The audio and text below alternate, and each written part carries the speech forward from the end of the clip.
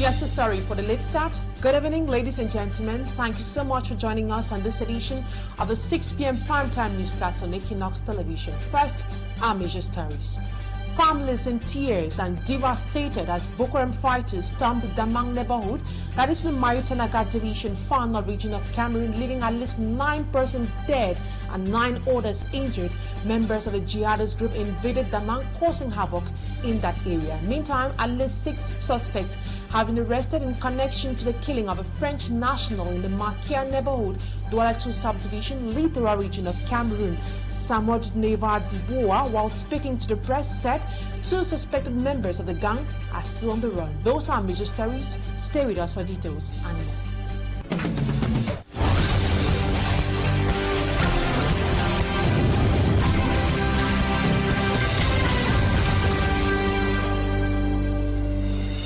Thank you so much for choosing Equinoxe Television for presentation. I am Immaculate Fogwe.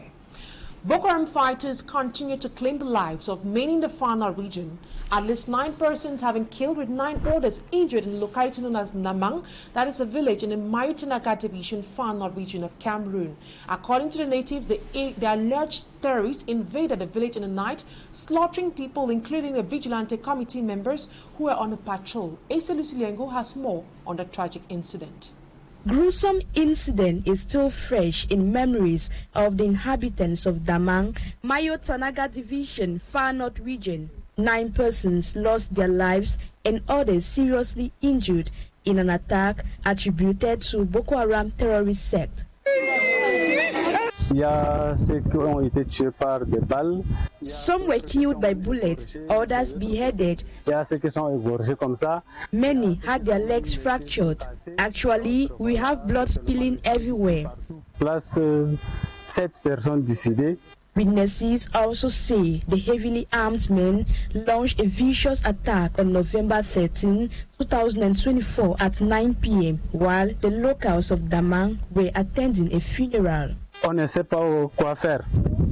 We don't know what to do. People are scared, confused if to leave the area or not. The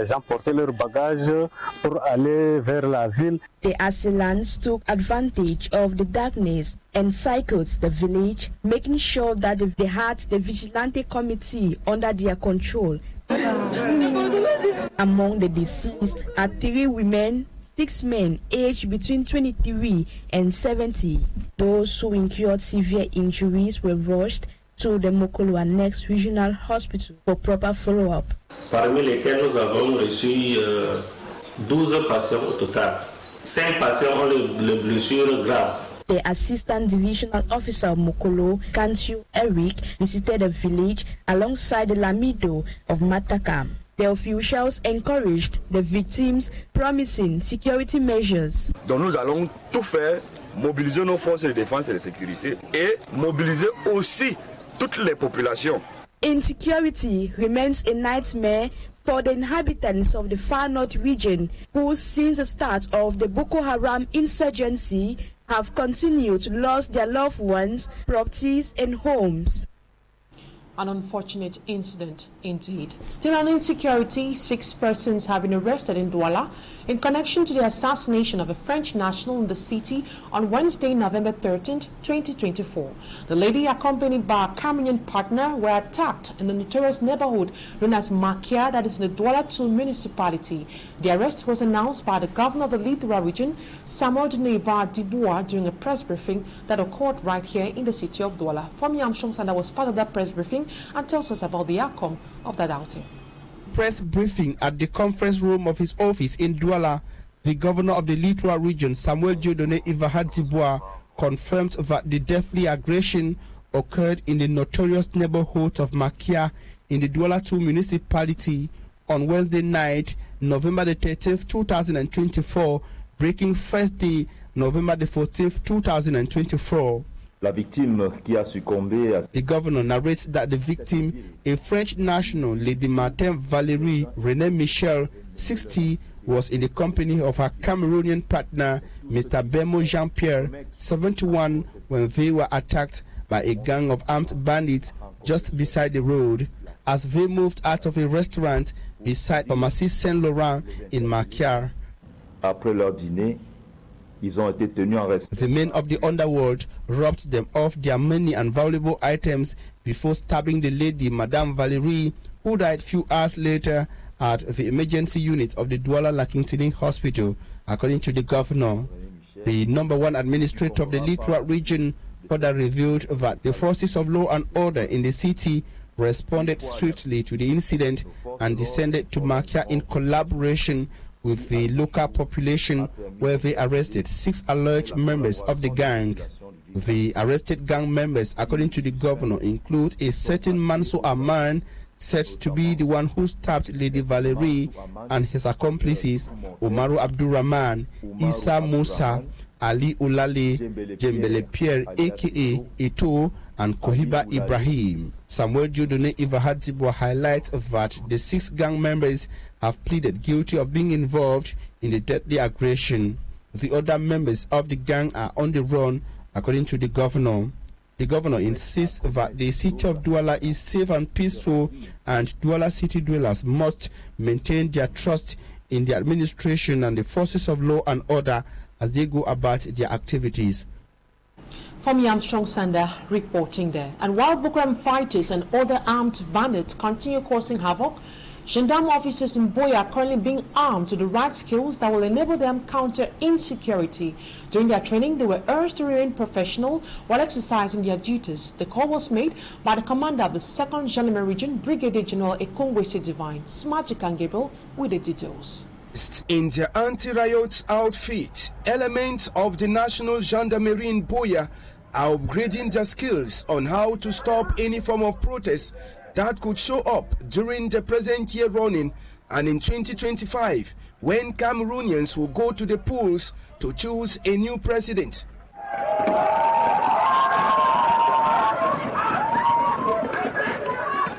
The exercise was closely followed by the commander of the Gendarmerie region. We should do some spatial recycling of our personnel so that they can develop some mechanisms with the context that we have today and the events that we have ahead of us, which all of us know, so that there must be some readiness and good organization with respect of the laws and regulations that guide the functioning of our institution. To better observe if the gendarmes were up to date, a simulation exercise was done and it had several aspects involved.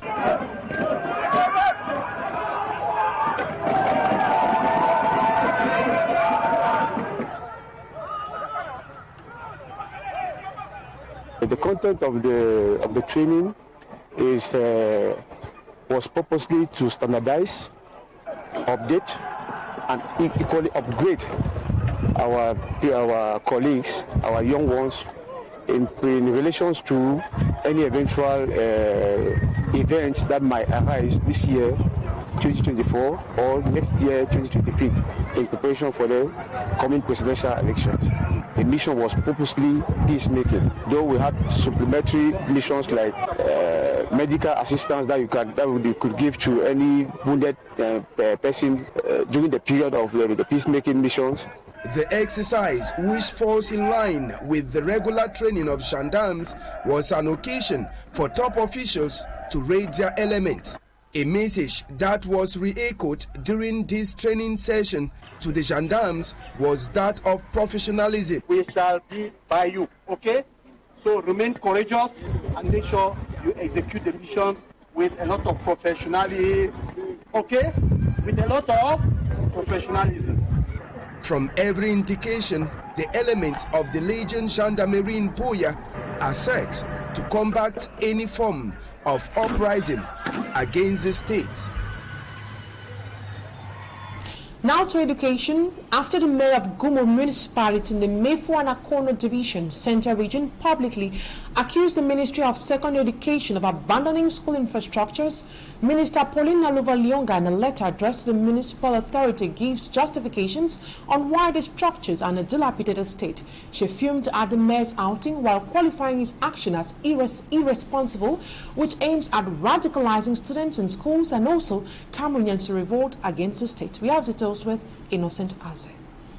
Jean-Baptiste Atemenge, mayor of Ngumu in the Mefu and Okono division of the Central Region, was blanketed by disappointment when he saw for himself the dilapidated state of Government High School Otele in his municipality. The municipal authority, during a ceremony to donate benches to the school, accused the Minister of Secondary Education for neglecting government secondary schools. He says the schools are dying with very limited or no funds to rehabilitate infrastructures. L'école publique se meurt. Pourquoi l'éducation secondaire se meurt? Responding the next day via a letter, the Minister of Secondary Education told the mayor that if the ministry was not working, Government High School Otele would have been in moth and dust.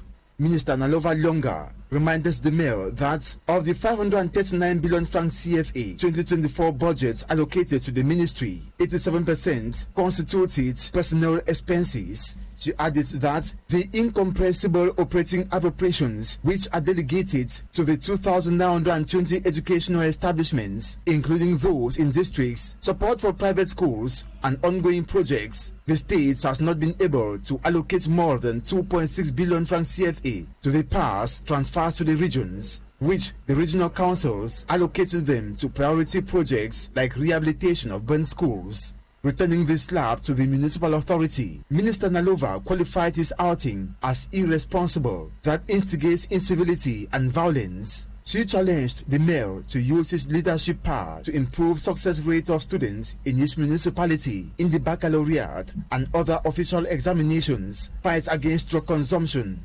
violence, indiscipline, and incivility with the collaboration of parents and school staff rather than encouraging these deviant behaviors. Minister Nalova Lyonga also fumed at his remarks, saying they instigate the feeling of revolt against the government in a pre-electoral context. She urged the mayor, Jean-Baptiste Atemenge, member of the CPDM party, to restore the truth to the populations and consider her remarks. Innocent Ase ending this first part of the news. Talking Point is up next.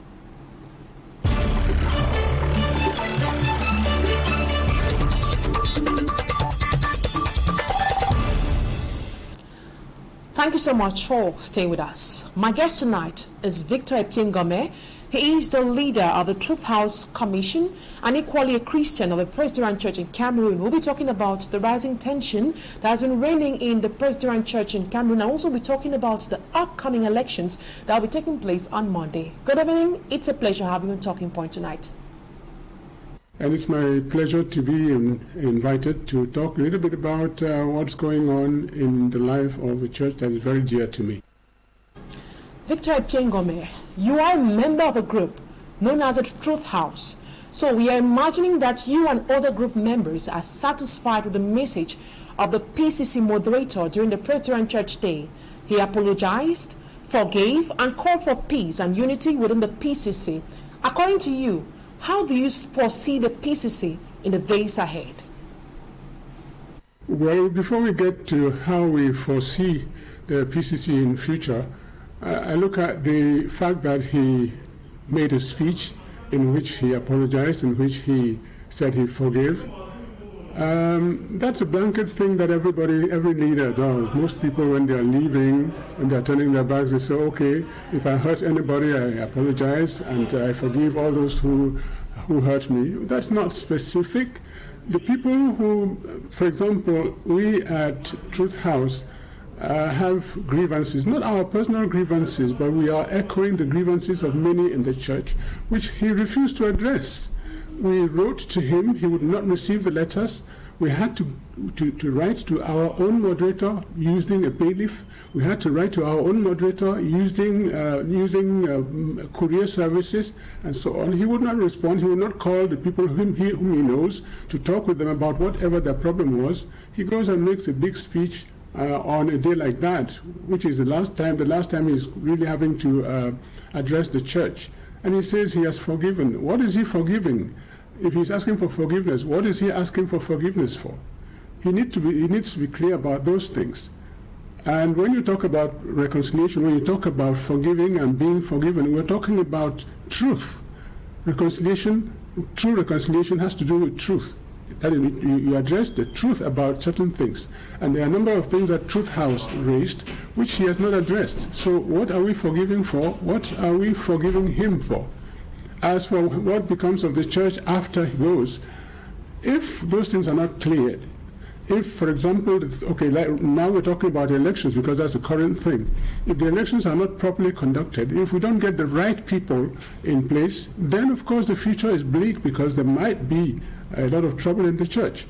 So we are asking even now, the elections are in a few days' time, and we're asking that, well, he has done what he could, but a lot of things are going to happen in those elections because of the influence he's had on the people conducting the elections.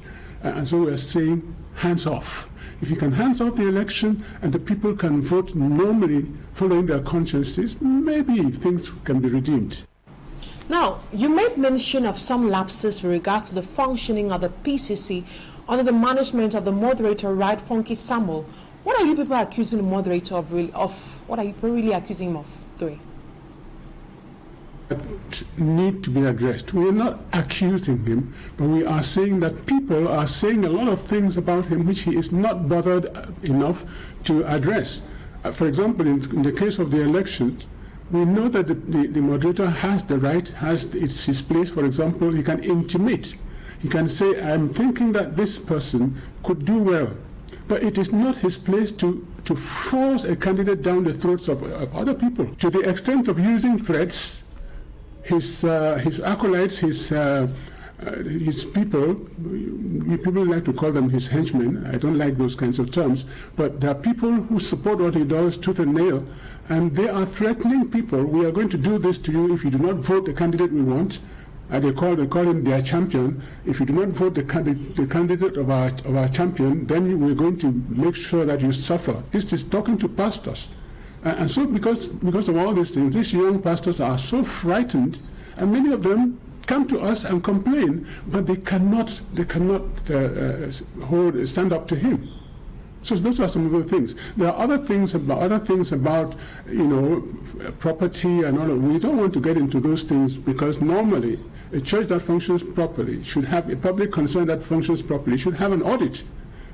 We remember that a few weeks back, in order to discredit a candidate, they sent an audit after that candidate. We should not use audit for that purpose. Okay, but if you are going to do that, then do it for everybody. Let it be systematic and systemic, that the whole church is audited. He is audited. The whole synod office is audited. That's normal practice. So we are leaving all those things about his wealth and all of that to an audit. And we hope that the new management of the church will be willing and able to conduct that audit, to clear the air. There are a number of other things that he needs to clear the air about. All we are asking is be forthcoming in those things. Talk to the church. Talk to us. Don't assume and don't pretend. Don't paper over the cracks. Don't tell people that everything is right when a lot of pastors are grumbling. A lot of pastors who have been kept aside because they dared question one thing or the other that he does. And those are the things we're talking about.